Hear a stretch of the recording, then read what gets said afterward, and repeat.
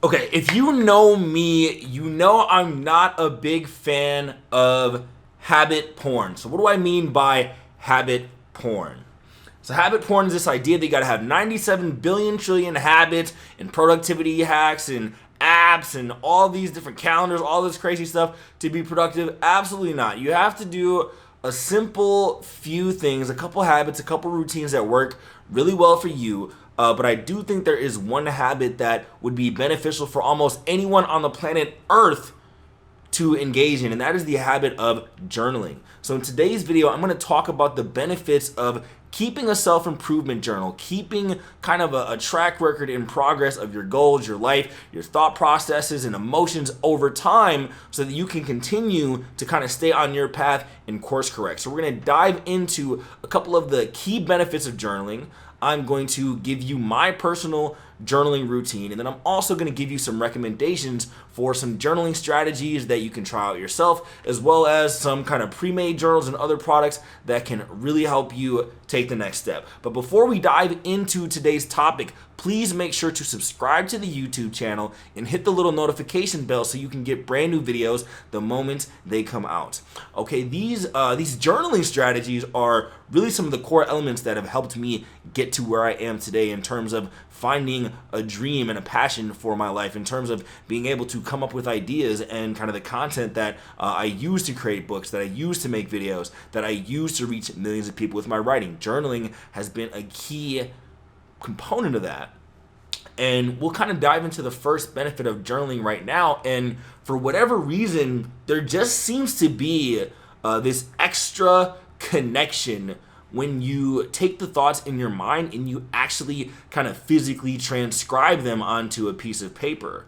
And my theory is that it kind of sends a subconscious signal to your brain that at a minimum you are doing something towards making progress in your life, right? So when you're just thinking about something, it's kind of just mental chatter, right? But at least if you take the time out of your day, even if it's just 5 to 10 minutes to write things down, then you are sending that signal to your brain that says, hey, I'm, a level of seriousness above just thinking. So there's all sorts of hidden connections between the mind and body that scientists don't really understand, and you don't really need to understand the underlying mechanism. You just need to understand that it works. So they say if you want to reach your goals, write them down, articulate them.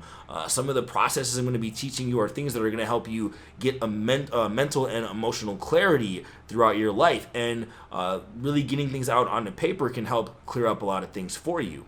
So that mind-body connection is a key component of journaling, and it's one of the reasons why I think you should make it a consistent habit in your life.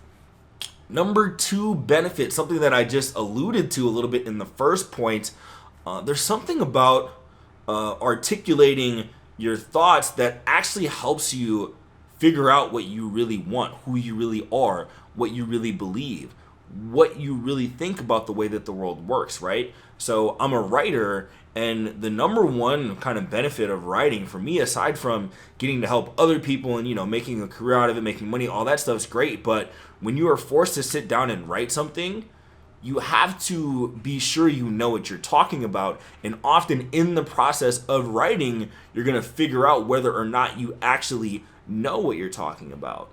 So when it comes to some of the routines I'm going to teach you in a little bit, oftentimes I'll use journaling when I feel stuck on a problem, or if I'm trying to make a decision, or if I'm trying to figure out which way to go. When you do those loops in your mind over and over again, you think that you're thinking, but you're really not.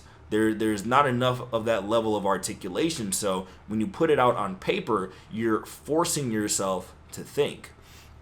And think about the way that you kind of interact with your own mind in just a single day. I don't know the exact number, but I think I read somewhere that you think upwards of like 20,000 thoughts a day.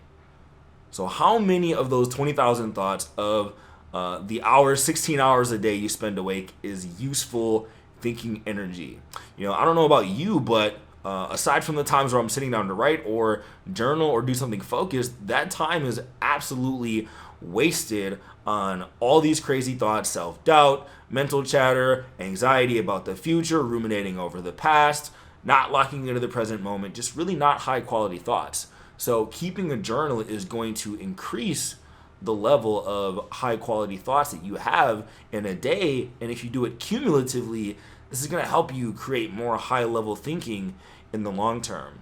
And the last benefit of journaling, which is basically bridging on the first two, that's the way that you learn, you overlap and you kind of synthesize things, is you have the ability to kind of continually course correct over time, right? So when you have a long-term vision for your life, you are going to kind of deviate from that path a little bit here and there. So at first, I started writing blog posts. I knew I wanted to be a writer. Then I went with books.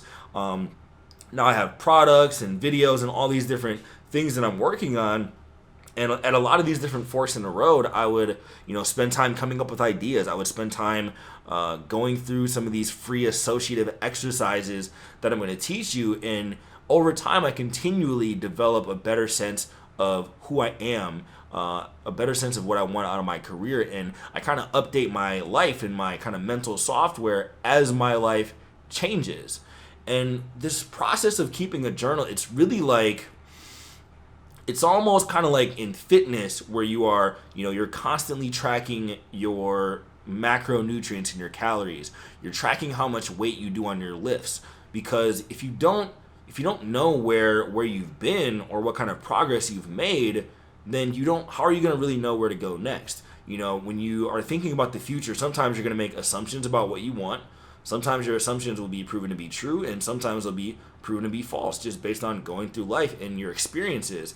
And kind of logging everything over time is, even if you don't consciously go back and look at your journals, which honestly, I don't really spend a ton of time going back and reading through all of my journaling per se, but that habit of always checking in on myself, where I'm at in my life, what I'm doing, what I'm thinking, what my ideas are, what my goals are, who I want to be, it kind of just weaves itself into you, right? So there's this quote that I just read today, and it was something like, I don't remember all of the books that I read, and I don't remember all of the food that I eat, but these are the things that make me me. And this kind of a similar methodology and idea behind journaling. I don't necessarily remember all the stuff I put down, but it's that mind-body act of weaving it into my soul, into my psyche, into my being as a human that really helps. So let's go through my routine. My routine is pretty simple. I do pretty much the same things every day. I've played with my routine a little bit in the past, but here's what I'm currently doing right now. So my journaling routine consists of a couple basic things. The first thing I do is write down 3 things I'm grateful for every day. For me, I do that because I'm a very ambitious person. I'm always pushing for the next goal. So I try to keep myself grounded and realize that I should already be coming from an abundant place because I have so many things to be grateful for, from the amazing things like being able to do what I love for a living, but just, basic things like food, clothing, my eyesight, the ability to walk, things that, I take for granted, just being alive, period. So keeping 3 things that I'm grateful for every day is a really good grounding exercise that I do. The next thing that I do is I write down 10 ideas every day. This is a technique that I learned from James Altucher. And writing down 10 ideas per day is going to help you build your idea muscle. And you are going to start to develop an identity of someone who is good at creating ideas, good at creating solutions. And then, obviously you have to execute on those ideas, but continuing to do that over time can help you forge a new path. So, if you write down 10 ideas a day, that's 3,650 ideas in a year. You just need a handful of ideas to be good to really move the needle. So for me, a lot of my ideas are centered around creating content, but for you, that could be for your business, your life in general, your mental state, your fitness, your relationships, whatever you want to create ideas around, you can use that exercise. And then the last thing that I do in my daily journaling routine is I keep a short task list. So anywhere from 3 to 5 items. I don't always successfully complete everything, but there is something to be said about that mental process of checking off a few, a short to-do list, but some major things that you can knock off of your list every single day to feel like you're making progress forward. And then also throughout the years, I've kept on and off journaling about my long-term goals. So I've used the process of setting 18-month goals, which is a strategy that I learned from Peter Drucker in his book Managing Oneself.